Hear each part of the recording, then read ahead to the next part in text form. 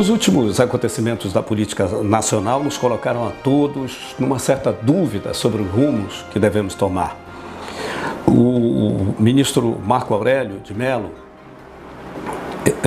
tirou do cargo, destituiu o presidente do Congresso Nacional, presidente do Senado, Renan Calheiros, que é lá do estado dele, de Alagoas, e colocou no lugar um petista, Jorge Viana, que havia sido flagrado em escutas telefônicas, fazendo recomendações nada republicanas ao ex-presidente Lula quanto ao processo que está em curso relacionado aos crimes que o ex-presidente praticou. Pois bem, também nós tivemos o episódio daquela noite fatídica para o Brasil, em que o avião com a delegação da Chapecoense caiu, morreram todas aquelas pessoas, e o Congresso Nacional aproveitou o luto nacional, o luto do país, para aprovar medidas duras, controversas, polêmicas. No dia seguinte, os procuradores Dallagnol, Luiz Fernando, fizeram uma manifestação dizendo que renunciarão à Operação Lava Jato, ao trabalho na Operação Lava Jato, caso essas medidas sejam sancionadas.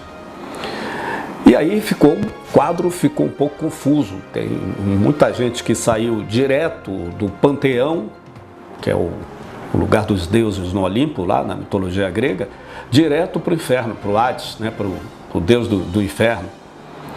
E as pessoas ficaram meio confusas. Olha, isso já aconteceu em outros momentos de mudança no regime brasileiro, na história da política brasileira.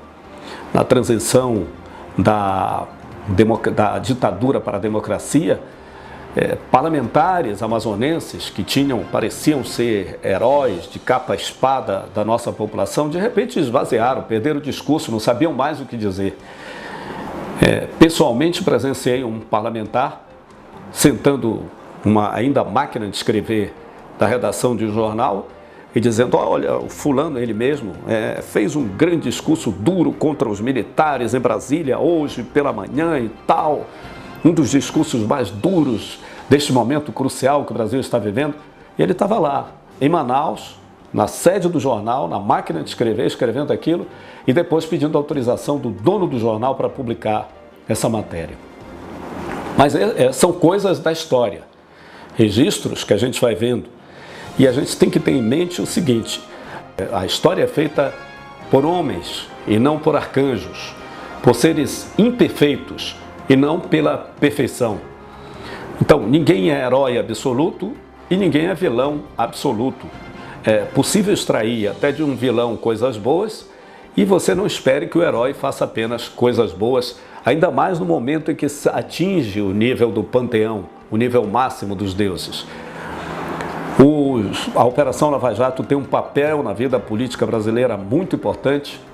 É preciso apoiar os seus protagonistas, é preciso cobrar a punição pelos crimes que a Lava Jato encontrou, mas nada de transformar um juiz como Sérgio Moro, que é um brasileiro especial, para uma posição acima do que ele merece ter. Ele é um juiz federal, ponto. Funcionário público, ponto. Assim como os procuradores que estão trabalhando nisso, estão fazendo o seu dever. E realmente, num país em que quase ninguém faz o dever, quem faz acaba se tornando herói. Quanto a Jorge Viana, ele também precisa de fiscalização. É o que eu sempre tenho repetido em relação ao governador José Mello. O governador José Mello não faz nada e ninguém diz nada, então ele vai continuar fazendo nada porque acha que ninguém se importa com isso. Se o presidente do Congresso resolver tomar atitudes não republicanas com base no cargo que ele passa a ocupar e o país não disser nada, ele vai agir como José Mello, vai continuar fazendo nada e ninguém vai dizer nada e o país vai continuar afundando. É preciso que o país mude e não as pessoas que são protagonistas de um determinado momento. Nós estamos além disso, o Brasil precisa passar por isso e continuar a sua vida, a sua história. Nós estamos também no portal do marcossantos.com.br, que você pode acessar bastando digitar pms.am. Obrigado pela companhia.